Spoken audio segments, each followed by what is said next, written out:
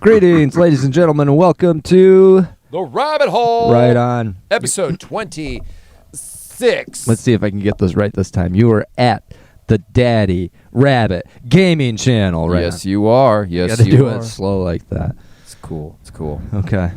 Let's get into it, brother. Okay, so the topic I think on everybody's mind that we've been following quite closely here on this channel. Yeah, we've talked about it several times already. Diddy. Diddy done Done some bad stuff. Done. Allegedly. This is all allegedly. We don't know what the court system has found yet. All we know is that everything has come out. As far as, well, not everything, but enough has come out. Well, I wanted to, and maybe in fact we will, title this episode 1,000 Bottles of Man Oil, because 1,000 bottles of man oil. they found 1,000 bottles of baby oil on his property, and I'll tell you, it wasn't meant for no babies. I really want to know the purpose of that.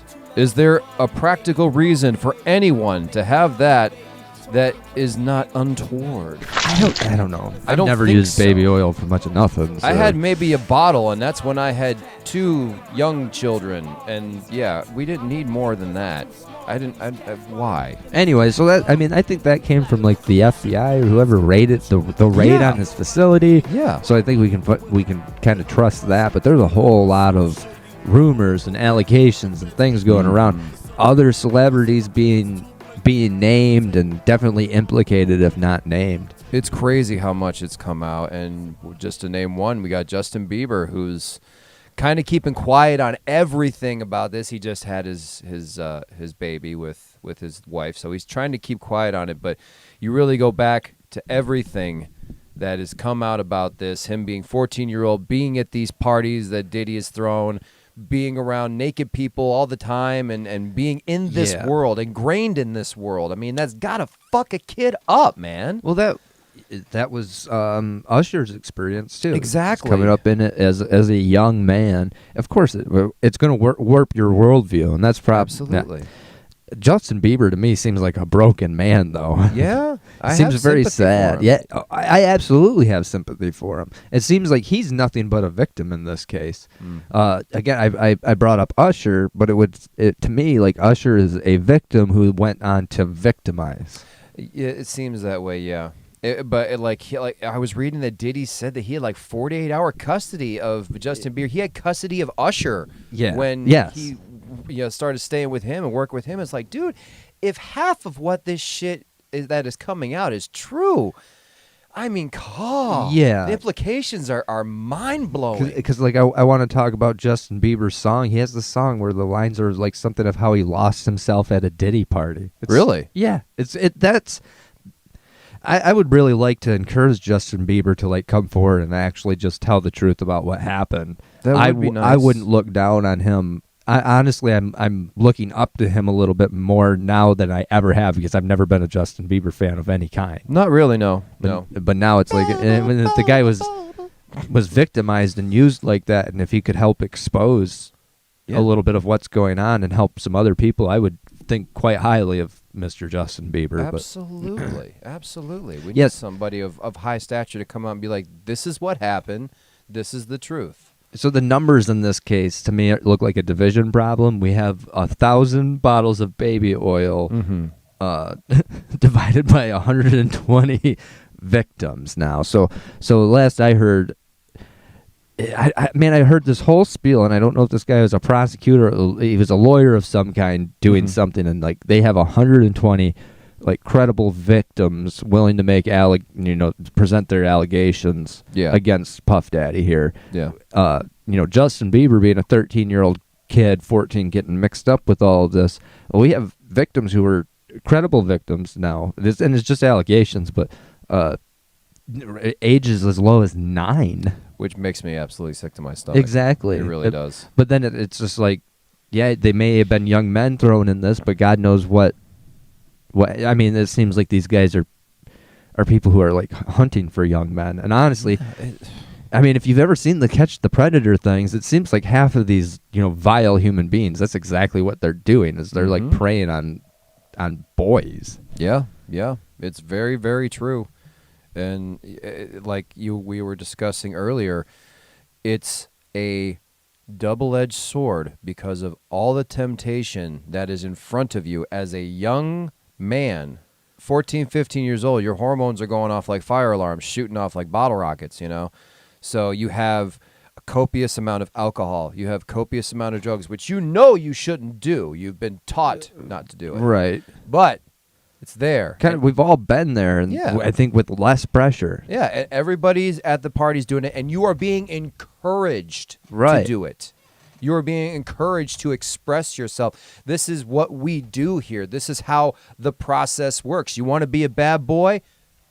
Be a bad boy. Right, and I'd say, like, especially being young and impressionable, and yet 13, 14 is very young and impressionable. But, I mean, what's the difference between that, like, an 18 to 21-year-old guy? Still, you throw him in that kind of a world. Yeah. Like, he's, and you're, like, an authority figure, especially. Like, he's still going to be really impressionable by you. So, I mean, Yeah. I don't know. I feel very angry about this whole thing because Yes. I sense the cascading effects that this widespread of an operation has caused. Like if true, this Puff Daddy character alone has like hurt thousands of people, Yeah. and it's probably like tens. And if you really did the cascading, like hundreds of thousands of people, because those people go on to hurt other people. And I mean, if it's in a similar way, or if it's in a, you know, they just go on to be dickheads, even, you know, Yeah. or something's messed up with them. We have to help take care of them because you screwed them up. Oh, yeah. Like, You can't swim in that pond without getting algae on you. right. It hurts all of society. Mhm. So, like, I'm very upset at this guy, and I feel like this, man, when the punishment comes down, if half of this shit is true, like, it needs to be a harsh punishment, and then going out from that is, like, several other celebrities, and, like, not necessarily even by name, but, like, we know, like, other famous known people were involved in this, and or at least, like, ignored it, had knowledge of it and ignored it. Yeah. I would wager that it's the damn near, like, in all of Hollywood, and everybody who's associated with it at least had an idea. Just like they knew Harvey Weinstein was doing what he was doing. They knew. Everybody knew. You can pull up a speech by like Meryl Streep or I don't know. Somebody was like, we knew. No, it was John McCain's daughter or wife or something like. There's something crazy. But like they don't quote me on any of that. But they knew what was happening. Yeah. Somebody knew. It's the indifference of good people that's the most evil. It really is. Right. And this is where I really want Justin Bieber to like expose it, because we've been talking about it for years with Michael Jackson and blah blah blah, which I think Michael Jackson is innocent, but you know, all this I do. But all this crap about Hollywood and these young actors, we've been talking about it pretty much every episode, but it's true. I mean, but you also got to think of it. These are the people. Like, I'm going back to the indifferent people. These are the people that are not in charge, but they are important in keeping those cogs rolling for the Hollywood or entertainment machine. Well, there's so many people behind the scenes that you don't even know. Like, exactly. If we're just thinking just the superstars, like it's way bigger than that. Oh, absolutely. Yeah. Oh, yeah. There's tons of executives and CEOs, and I'm sure just even, I mean, there was in the article the bodyguards and people like that were implicated in full on R word. Not gonna say it. Full on R word and SA. On multiple accounts, on multiple women and probably young people too, and boys and all sorts of crazy shit. I don't know for sure, but it's what it's building up to. It really is. With a lot of these guys, I mean, there's tons of stories from all kinds of people where their bodyguards do come out and like tell you that they're into weird shit. Like,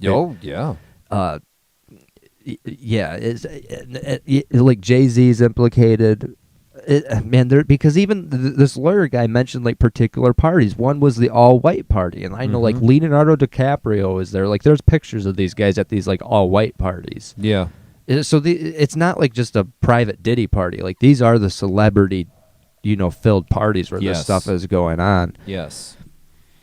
And then how many of them are looking the other way when this shit's going down? Do they even know that it's going down under their nose? It's like, it's so hard to point fingers. You were there. You didn't see nothing. I didn't see nothing. It really feels like you should have known what was going on. But then again, like, maybe you didn't. Yeah. And I could see that, but I don't know. I think it's just like, come on, guys. The whole machine has gotten out of control. It It's really too is. powerful. It's too high on its own farts, man. It really is. It's really.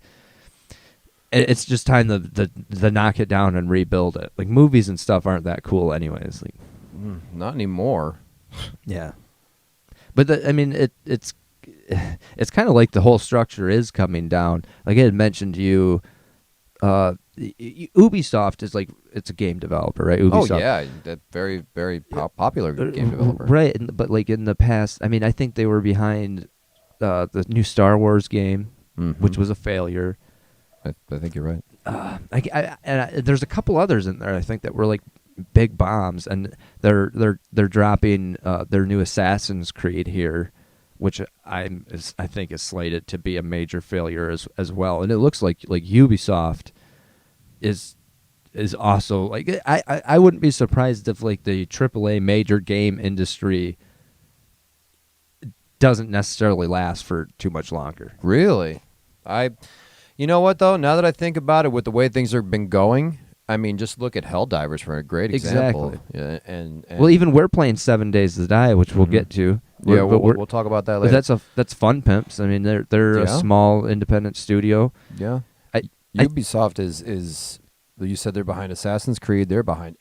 Now, correct me if I'm wrong. Are they the ones that quoted saying that you got to get used to not owning your video games? Yeah. So there's a lot of bad stuff coming out about you. Like, people are not happy with Ubisoft, and I'm pretty sure like their stocks have taken a pretty major hit. It doesn't mean that the company's going to fail tomorrow or anything, you know. No, but I doubt that. With the model that the major companies are running anymore, yeah, really they're taking a back seat to the more independent developers, like you mentioned, Helldivers. Mm-hmm. And yeah, it just seems like maybe the entire media industry is about ready for a reset. I think one can only hope. Yeah, yeah. There's an oversaturation of content, first of all, and then you have so many different exclusive platforms for the exclusive games. Then you have, like what I just mentioned, get used to not owning your games. Right. You tell gamers that, and immediately they're, well, I guess it hasn't affected too much in the gaming industry right now. Well, you still want to play games, but it means something. It's even less than not owning a physical copy, because that's one thing. But it's like, it means you can't play the game the way you want to play it. Yeah, exactly. In the end, it will mean that. Yeah. And then where will you be? You'll be playing games that what they want you to play instead of what you want to play. Another way to program you for the machine. Yeah, just something like that, dude. I heard this story, and I think I heard this story on this new podcast that I've been listening to that I'm intending to talk about here in a second. But the story was about the Cybertruck. Okay, so the new Elon Musk Cybertruck.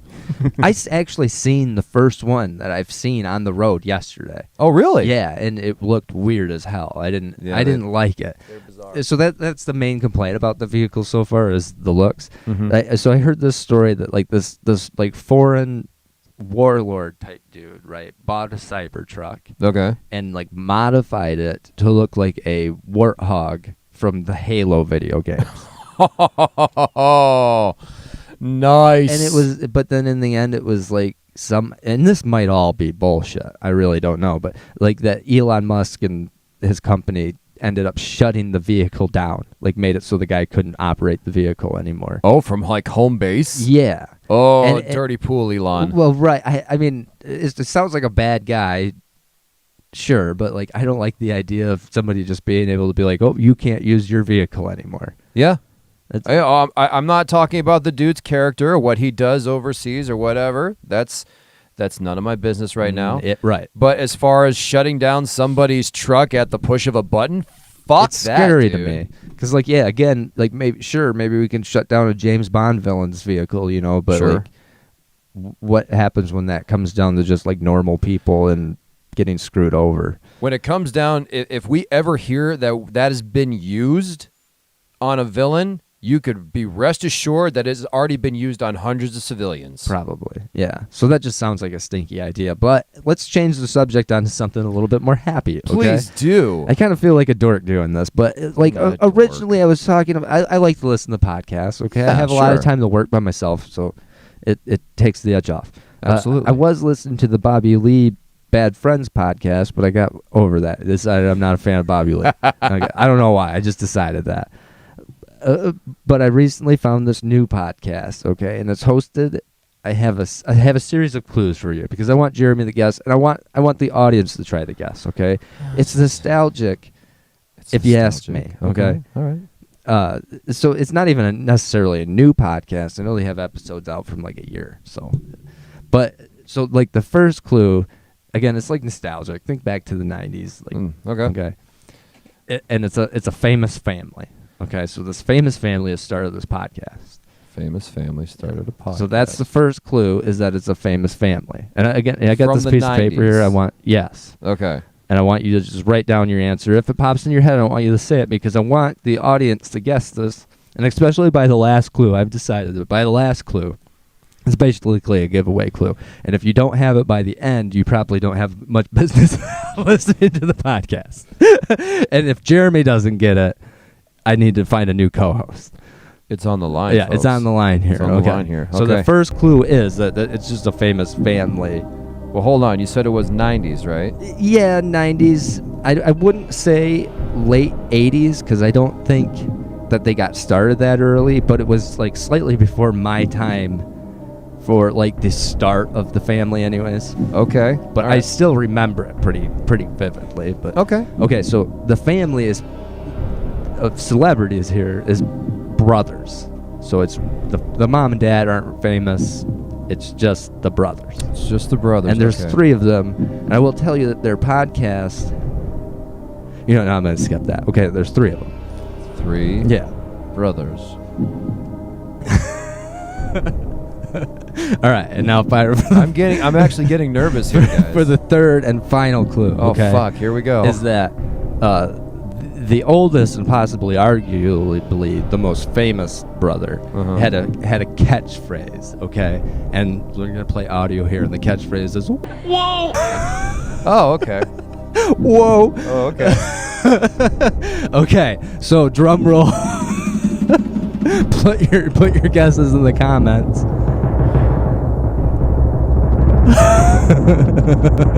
Show the camera, please. Hold on.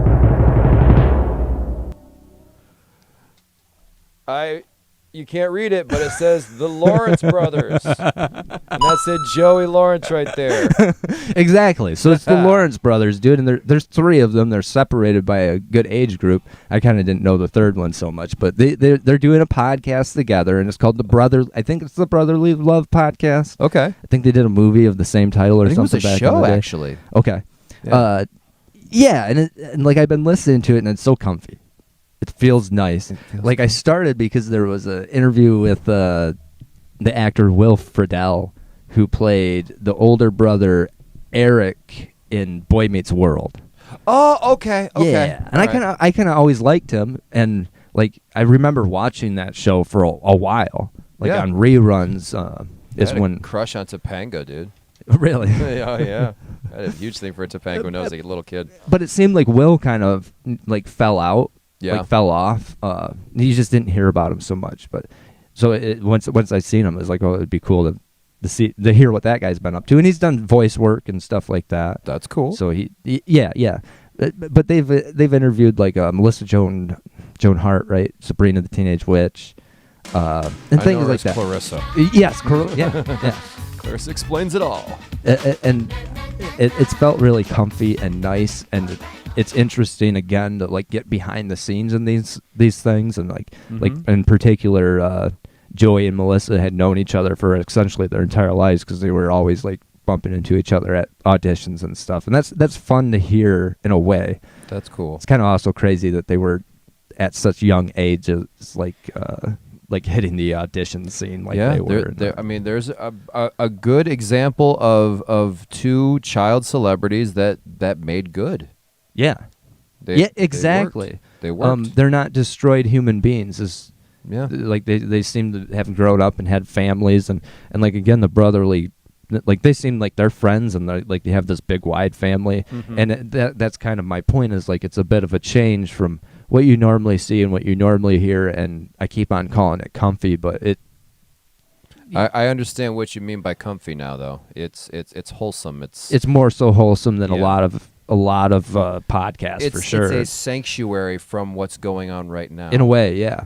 Yeah, I totally get that. And the guys do seem smart, and they seem decently level-headed, and like what they talk about, like behind the scenes stuff, like in a way, just their relationships. And that's cool. And like things that they did, and most of the time it's nothing crazy. It's just stuff that they did. Little stories here and there. That's awesome though. I like those kind of things. So yeah, I'm going to tune in. You check it out for just a comfy little whatever. Yeah. Yeah.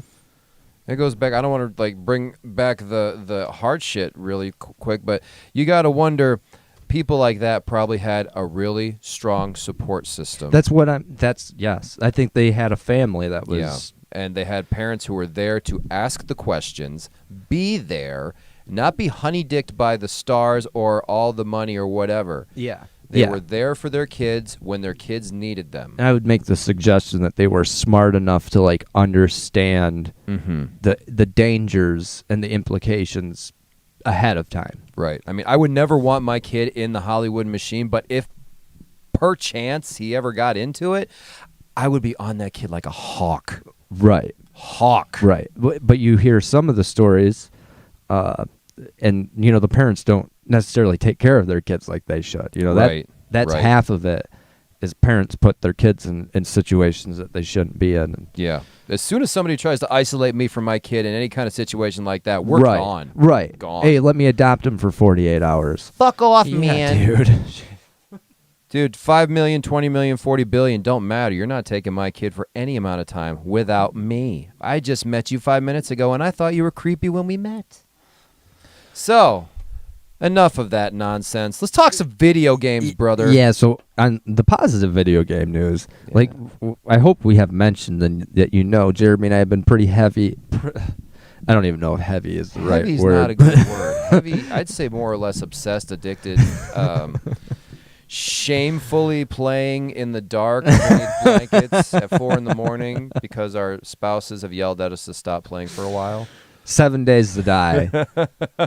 This dude got me hooked. I did, yeah. We started with the Xbox 360 version. Yeah, like this original. To OG. look back on it now is like. Yeah, I wish I still had the footage just so I could go back and watch it just for shits and giggles. But yeah, we have been online and also within my own home, 2 PlayStations on the same server, just so we could have that experience. It works pretty good, yeah. It's a lot of fun, but it is a clock sucker. It's dude, yeah. You can be there for like it's 6 hours later. It really is. It's crazy. For those of you who don't know about 7 Days to Die, Jordan, how would you describe this game? I describe it as Minecraft with zombies, and I know there's zombies in Minecraft. Okay, but this is like acknowledge that the Minecraft zombie survival, and to build on that, it's definitely a better graphically than Minecraft. Oh, absolutely. But it's a builder game that's very much similar to Minecraft's structure.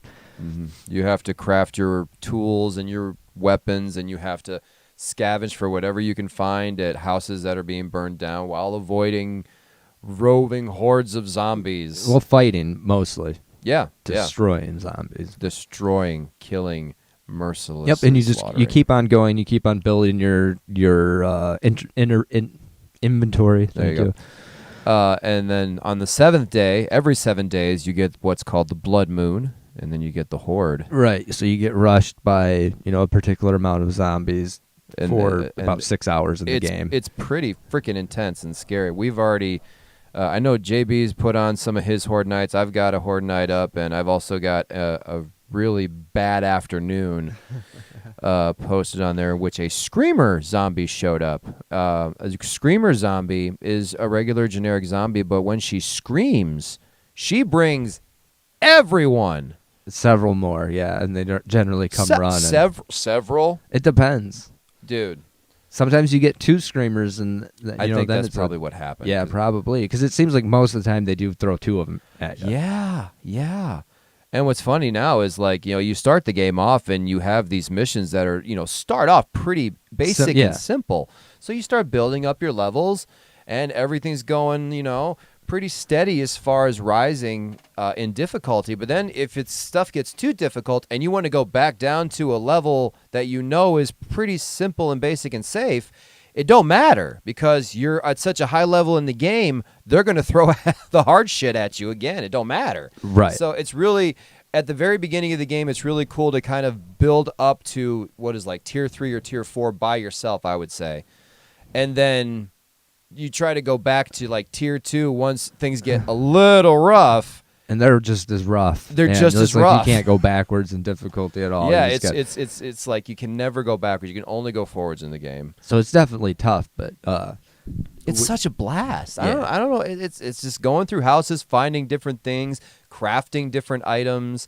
I mean, you've taught me so much about just building simple, basic things, and now I'm starting to make like level 5 guns and learning how to use legendary parts and stuff. Just the other day we were playing, and I say 2 hours like came and went in the time that I built our updated base. So which we are getting ready to make videos on. Oh yeah, check these out. This is going to be a ton of fun. If you know anything about our past at all, it'll just make sense. It really will. So yeah, look forward to that. Yeah. My last topic of the day, and to stay on the video games, but to get a little bit more serious, is Nintendo.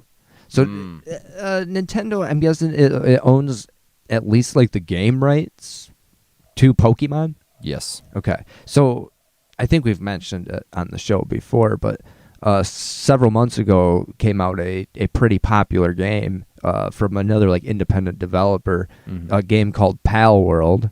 Yep.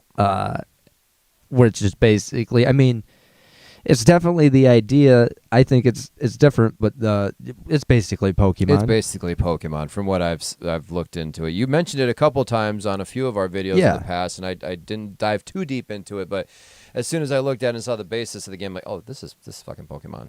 Yeah, and I played it a little bit, and it was fun enough. I can see why people enjoy it and everything, but yeah, sorry to say it.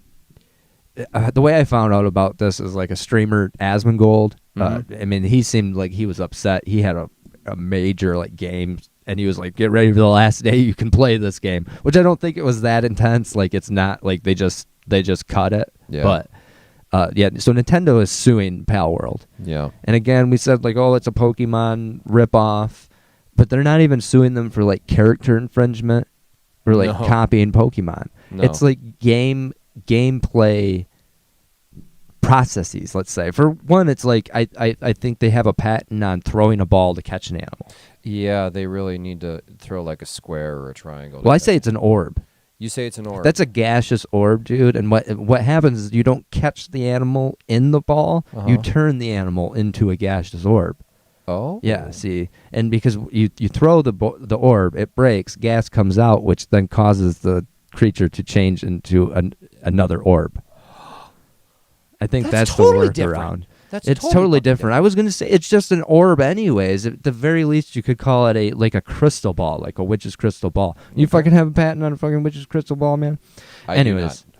But it seems like Nintendo has patents on like really simple gameplay mechanics. Like one I heard was like the concept of like going behind a tree and like especially like a 2-dimensional kind of picture. Think of that. And like when you go, your character goes behind the tree kind of fades away. Yeah. Comes translucent, and you can see your character on the other side. Yeah. Apparently, like this is something that like Nintendo owns that concept.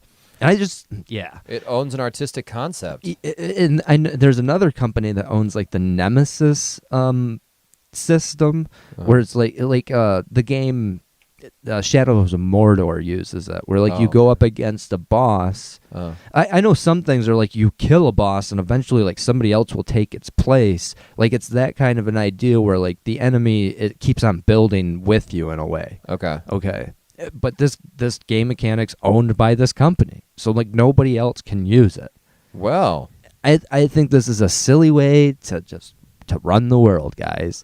It's in with like music. It's like saying because you have like a 3-7-5 pattern, like nobody else can use this because you invented this pattern. And like there's only so many ways to play a video game. That's true. There's only so many ways to play a guitar.